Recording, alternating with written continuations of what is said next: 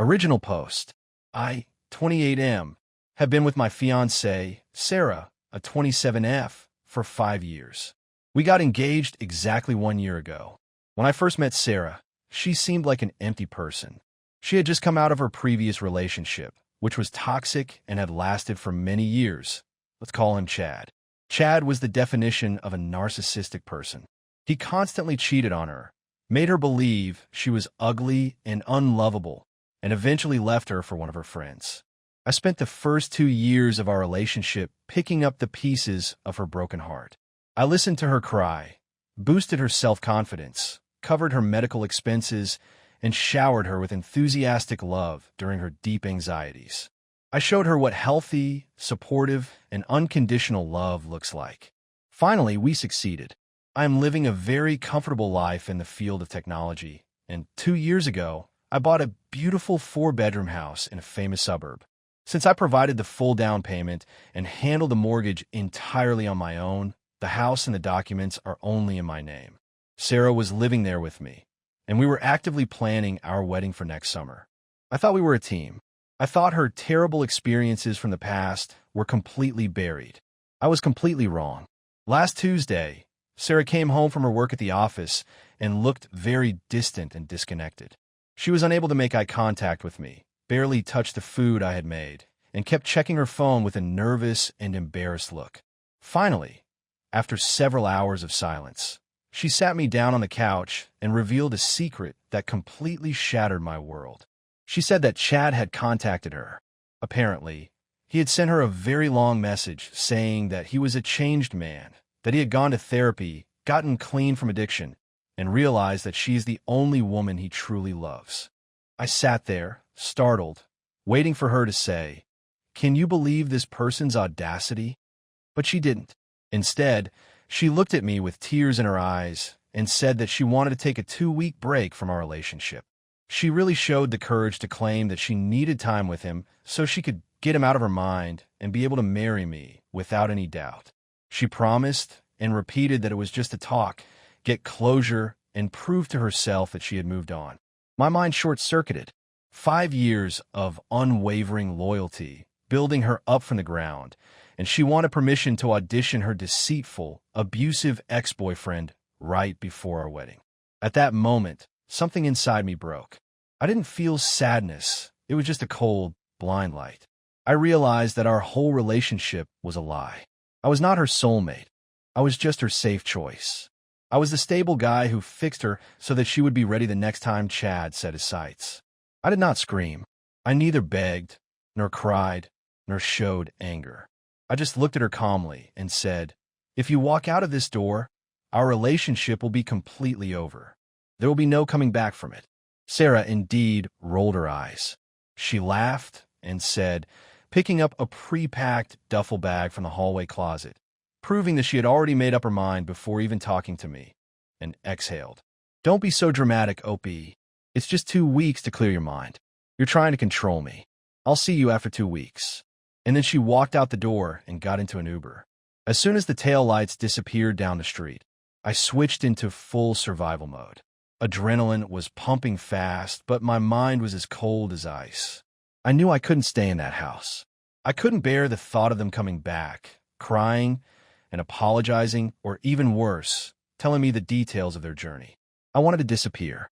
Luckily, my childhood best friend is a major real estate investor in our city, and the market in our neighborhood was really fast. I called him at 10 p.m., explained the situation in a deadpan voice, and asked how quickly he could buy my house. He didn't hesitate at all. Since the documents were only in my name, there was no legal obstacle. He offered me a little less than the market price in cash, but the condition was that we close the deal and transfer the title within 4 days. I accepted immediately. The next 96 hours passed in a frenzy of arrangement and organization. I requested an emergency transfer from my company. Fortunately, my role is entirely remote-friendly, and they easily approved my transfer to our West Coast corporate office. I hired a specialized junk removal and moving company, paid them a hefty price to pack my entire life into a large U-Haul truck within 48 hours. I sold or disposed of most of the furniture to new investors. I didn't want any reminders. By Friday afternoon, the house was completely empty. It echoed everywhere. I went to the local bank, finalized a wire transfer of the house funds into a brand new private bank account, and officially transferred the property rights. Before I locked the front door for the last time, I went into the empty kitchen. I took Sarah's $12,000 diamond engagement ring out of my pocket and placed it in the middle of the kitchen counter. Right next to it, I placed a copy of the final, legally binding house sale documents, showing the name of the new owner and the date of immediate transfer. Then I got into my car and systematically began the digital execution. I blocked Sarah's phone number. I blocked her on Facebook, Instagram, TikTok, and LinkedIn. Then I blocked her mother, her father, her sister, and every friend I knew would try to act like flying monkeys for her. I left no stone unturned. I had effectively deleted my old life. I drove continuously for 3 days, surviving on black coffee and cheap gas station food, covering a 2,000-mile highway between my past and my future. So now here I am. I'm sitting on the floor of a hastily rented apartment in a city where no one knows my name. The U-Haul is parked outside, waiting to be unloaded tomorrow morning. I am completely alone. My phone is completely silent. And for the first time in 5 years, no one knows where I am. The shock is starting to subside, and I'm feeling the weight of the action I just took. I sold my house, left my city, and disappeared into the air during a 2-week vacation. I feel completely numb, but underneath it, there's a strange sense of freedom. Reddit, I need to assess reality. Did I overreact completely, or did I just save myself from a lifetime of misery? Update. Wow, I didn't expect my last post to blow up the way it did. Thank you to everyone who validated my sanity and told me I wasn't crazy for disappearing. Reading your comments during those first few agonizing weeks in my new, empty apartment kept me grounded when my own mind was trying to gaslight me into believing I was the villain. It has been about 3 months since I packed up that U-Haul, sold my home in a 4-day fire sale, and moved 2,000 miles away to start over. For the longest time, I was living in a complete informational vacuum. I had blocked everyone so thoroughly that I had absolutely no idea what happened after I pulled out of that driveway. But last week, everything changed. I received a LinkedIn message, the one platform I forgot to lock down, from Mark. Mark was the only mutual friend from my old city whom I hadn't blocked, mostly because he had been away on an international work assignment and wasn't part of Sarah's immediate circle of enablers. Mark had just returned to the States, heard the absolute chaos that had erupted in my wake, and reached out to see if I was alive. We hopped on a phone call, and for 2 straight hours, my jaw was on the floor. Mark filled in every single blank of what happened from the moment Sarah got into that Uber. And let me tell you, the fallout was spectacular. To understand how her life completely fell apart, you first have to understand the sheer, unmitigated disaster that was her closure break with Chad. Sarah left our home thinking she was embarking on a romantic, nostalgic 2-week journey of self-discovery. She thought Chad was a reformed, poetic soul who just needed to look into her eyes one last time. The reality? Chad hadn't changed a single bit. In fact, he had gotten worse. Within 48 hours of Sarah arriving at his apartment in another state, the illusion completely shattered. According to what Sarah later told her friends in tears, Chad didn't want closure or a mature conversation. He wanted a placeholder. He immediately reverted to his textbook narcissistic behavior. He gaslit her about her appearance, belittled her career, and within the first 3 days, he had already convinced her to transfer him $3,000 under the guise of an emergency business investment. Worse yet, Mark told me that everyone in their old circle now suspects Chad was actually sleeping with another woman, possibly his roommate or a casual hookup, in the very same apartment while Sarah was there. He treated her like an absolute afterthought, an easy mark, and an object. By day 9, Sarah was completely broken, emotionally exhausted, and deeply regretful. She realized that the stable, loving fiancé she had left behind was the only good thing she ever had. So, on day 10 of her 2-week break, Sarah cut her trip short. She packed her duffel bag, spent the last of her accessible savings on an emergency flight back, and took a taxi straight to our house. Mark described her arrival based on what Sarah's own mother later let slip. Sarah arrived at the house late at night, completely miserable, weeping, and desperate to throw herself into my arms, beg for forgiveness, and have me comfort her after Chad's cruelty. She walked up the driveway, expecting to see my car and the porch lights on. Instead, the house was pitch black, and right there, bolted to the front door handle, was a real estate electronic lockbox. Confused and panicked, she tried her key. It didn't work. The locks had already been changed by the investment firm. She began pounding on the door, sobbing, screaming my name into the night. When no one answered, she peered through the front windows. Imagine the absolute horror of looking into the home you lived in for years, expecting to see your cozy living room, your furniture, and your fiancé, only to see completely empty, hollow rooms echoing in the dark. My friend's construction crew had already cleared out the minor things I left behind. The house was a ghost town. In a frantic, hyperventilating state, she remembered the hidden spare key spot near the back patio. She managed to slip inside the house through the back door. She ran through the empty hallways, crying out for me, thinking this was some sick prank. Eventually, she walked into the kitchen. There, sitting beneath the dim moonlight on the kitchen island, was the $12,000 diamond engagement ring I had bought her. And right next to it, perfectly aligned, with a finalized, legally binding closing documents of the house sale, prominently displaying the massive cash payout and the corporate stamp of the new owners. Mark said that according to Sarah's sister, Sarah had a literal psychiatric breakdown right there on the kitchen floor. It finally clicked in her brain. I hadn't just gone to a hotel for the weekend. I hadn't just thrown a temper tantrum. I had erased my entire existence from her life. I had sold the roof over her head, liquidated our life, and vanished into thin air. When she tried to call me, she got the generic "this number is no longer in service" recording. When she tried to message me, the red exclamation points of blocked delivery filled her screen. She called her mother, her father, her friends. Everyone tried to call me, only to realize that an entire family and social circle had been systematically excommunicated in a single night. Desperate, humiliated, and homeless, Sarah had to call her parents at 2 a.m. to pick her up from the empty house. But instead of taking accountability for the absolute train wreck she had caused, Sarah and her family chose option B, weaponized victimhood. The very next day, Sarah's mother and sister launched a massive social media smear campaign on Facebook and Instagram. They posted pictures of the empty house, tagging my old accounts, not realizing they were blocked, so it just appeared as dead text, claiming that I was a dangerous, unstable sociopath who had abandoned his loyal fiancée in the middle of the night, sold her home out from under her, and stole her engagement ring. They tried to ruin my reputation, reaching out to mutual friends and trying to get people to hunt me down. But they forgot one crucial detail. My childhood best friend, the real estate investor who bought the house, was tagged in some of the community posts because his company name was on the closing documents. And he is not a man who tolerates lies.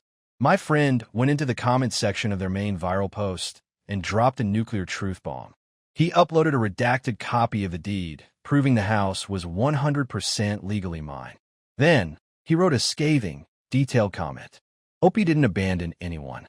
Sarah packed her bags and willingly left her fiancé of 5 years to go sleep with her cheating ex-boyfriend for a 2-week break. She explicitly told Opie she was leaving him for another man. Opie simply chose not to be a doormat, sold his own property, and moved on. Don't play the victim when you set your own house on fire. The internet is a beautiful, brutal place. The moment that comment dropped, the entire narrative flipped on its head. The mutual friends who had been offering Sarah sympathy suddenly realized they had been lied to. The community turned on her instantly. People began mocking her in the comments, calling her out for her unfaithfulness, and labeling her the audacity of the year. The public embarrassment was so severe that Sarah, her mother, and her sister had to completely delete their social media accounts and go completely dark. She lost her core friend group overnight. Nobody wanted to be associated with someone who would betray a loyal fiancé so casually. From there, Sarah's life entered a massive financial and emotional spiral.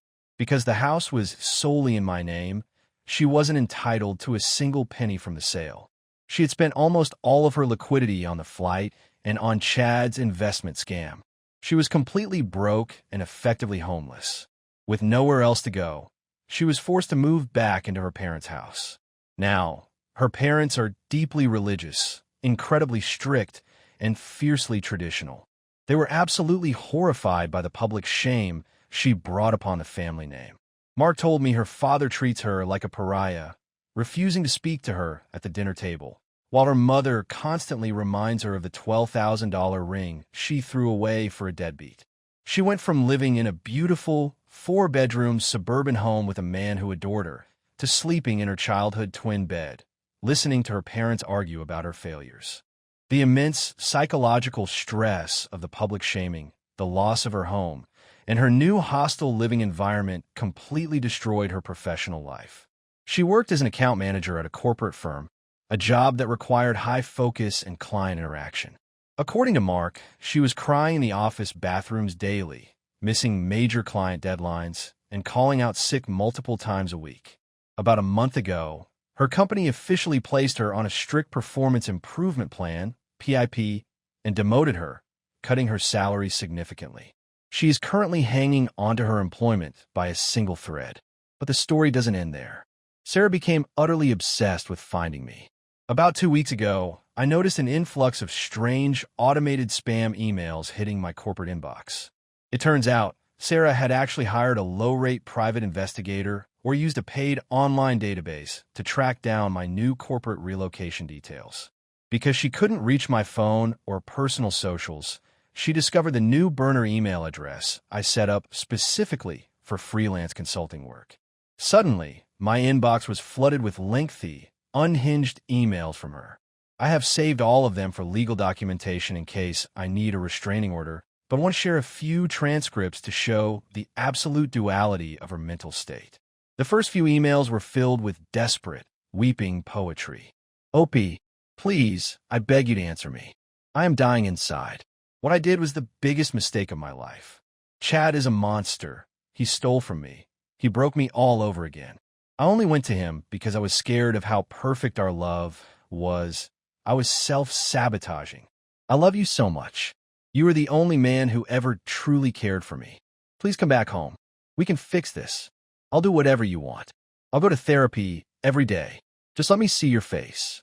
When I didn't reply to those, the tone shifted drastically 24 hours later. The grief turned into pure, ugly narcissistic rage. How can you be so cold? 5 years. You threw away 5 years of our lives over a misunderstanding. You are a coward for running away across the country. You ruined my life. My friends won't talk to me. My parents hate me. And I'm losing my job because of the trauma you caused by abandoning me. You owe me money for that house. I live there too. I decorated it. You trapped me in this nightmare. You are a sociopath, and God will punish you for what you did to me. Then, a day later, it would swing back to pathetic begging. I'm sorry, I didn't mean that. I'm just so hurt. Please don't hate me. I still wear my wedding planning bracelet. Please just tell me you're okay. I miss you so much, Opie. Please write back. I watched these emails roll in for days, completely detached. Looking at her words, I didn't feel anger, and I didn't feel sadness. I just felt an overwhelming sense of pity mixed with profound relief. If I had married this woman, this would have been my life, constantly managing her instability, her erratic emotions, and her lack of accountability. Finally, last Friday, I decided to give her the only response she will ever get from me. I didn't address her insults, I didn't acknowledge her tears, and I didn't tell her where I was living. I kept it to a single, icy sentence. I typed out, "You chose him. Enjoy the consequences." I hit send. Then, I immediately blocked that email routing address, blacklisted her domain, and added her to my corporate security filter. I am completely done. She wanted her break, and now she has all the time in the world to sit in her parents' basement and think about it. I will provide one final update in a few months once the dust completely settles, but for now, the trash has officially been cleared from my life. Final update. It has been exactly 8 months since I made the craziest decision of my life. 8 months since I handed over the keys to my house, packed a U-Haul in a blind panic, and drove across the country into the absolute unknown.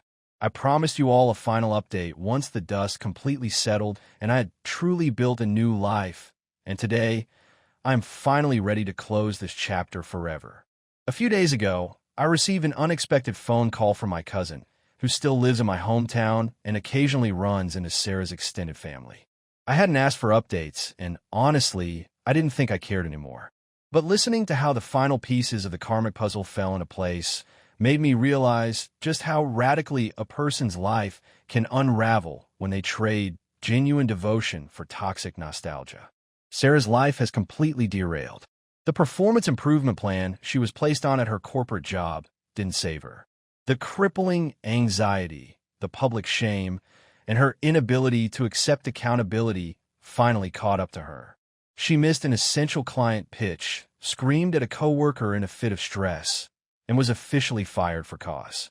With no income, a ruined professional reputation in the city, and a mountain of debt from hiring a private investigator to track me down, her financial ruin was absolute. But the ultimate tragic irony of her situation is how she handled the loneliness. Trapped in her strict parents' basement, alienated from her former friends, and drowning in self-pity, Sarah did the absolute worst thing possible. She went back to Chad. Because she had destroyed her safety net, me, and pushed everyone else away, Chad was the only person left who would answer her calls. He saw a broken, vulnerable woman and did what predators do. He welcomed her back with open arms, manipulated her into thinking he was the only one who truly understood her pain, and within 2 months, he completely drained her remaining bank accounts. He convinced her to take out credit cards in her name to fund his lifestyle, took every penny of her remaining savings, and the moment the cash dried up, he packed his bags and abandoned her for another woman yet again. Today, Sarah is completely broke. She is facing a mountain of debt, surviving on food stamps, and spending her days in intense court-ordered and family-funded therapy to manage deep, severe clinical depression. She is 30 years old, living in her parents' basement, and looking out a life that is a total wasteland of her own design. She had everything: a man who worshipped her, a beautiful home, financial stability, and a bright future. And she threw it all into a wood chipper because she wanted to see if the fire that burned her once was still hot. My life, on the other hand, looks entirely different. Moving 2,000 miles away was the single greatest catalyst for my personal evolution. I took the massive cash payout from the quick sale of my old house and invested it wisely in the West Coast market. A few months ago, I closed on a stunning, modern penthouse apartment overlooking the city skyline. It's entirely mine, filled with brand new furniture, and contains absolutely zero ghosts of my past. Professionally, freeing up the mental bandwidth I used to spend worrying about Sarah's fragile self-esteem unlocked a superpower in my career. Without the constant weight of her anxiety dragging me down, I poured myself into my work. My corporate relocation office noticed immediately. 2 weeks ago, I was officially promoted to a director of engineering position, complete with a massive equity package and a salary raise that makes my old income look like pocket change. Physically, I am in the absolute best shape of my life. I channeled all of that initial, raw heartbreak and anger into the gym. I lost 15 pounds of stress weight, gained significant muscle, and run 5 miles every morning along the coast. I joined a local hiking and running club, which quickly blossomed into a thriving, incredibly supportive new circle of high-achieving, positive friends. And yes, before you ask, I have recently started dating again. I met a wonderful woman named Maya through my running club. She is an independent, brilliant graphic designer who has her own life, her own passions, and most importantly, a rock-solid moral compass. There are no secrets, no toxic exes lingering in the shadows, and no erratic emotional roller coasters. She actually respects boundaries, appreciates my stability, and loves me for who I am, not for what I can fix for her. Looking back at the terrified guy who sat on the floor of an empty apartment 8 months ago, I wish I could give him a hug and tell him that everything was going to be okay. I came dangerously close to marrying a woman who never actually loved me for me. She viewed me as a human emotional rehabilitation center, a financial security blanket, and a safe harbor to park her ship until the next storm rolled in. If I hadn't had the courage to walk away the exact second she asked for that break, I would currently be trapped in a miserable marriage, likely paying alimony and fighting for custody in a messy divorce. I want to extend a massive thank you to the Reddit community. Your tough love, your validation, and your unwavering support during the darkest week of my life gave me the strength to stand my ground and choose myself.